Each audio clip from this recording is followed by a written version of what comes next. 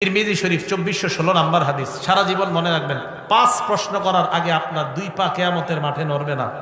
1 নম্বর আনউমরিহি ফিমা আফনা, জীবন সম্পর্কে, জীবন আপনি কোথায় কাটাইছেন।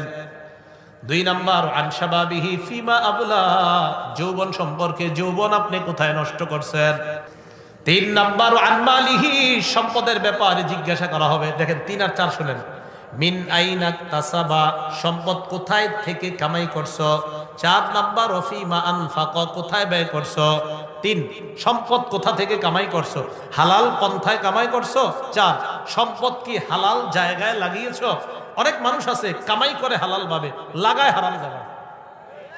কামাই করে হালাল ভাবে, হারাম জায়গায় খরচ করে।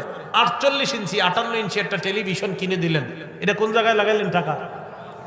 তাহলে হালাল পন্থায় কামাই করে হারাম জায়গায় যদি টাকা লাগান, এই হিসাব আল্লাহর কাছে দিতে হবে। আল্লাহ আমাদেরকে হারাম থেকে বেঁচে থাকার তৌফিক দান করেন।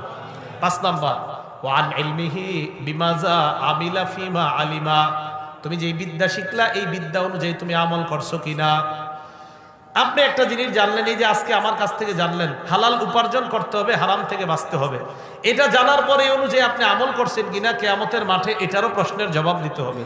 আল্লাহ আমাদের সকলকে এই 5 প্রশ্নের যথাযথ জবাব দুনিয়াতে রেডি করে কবরে যাওয়ার তৌফিক দান করেন।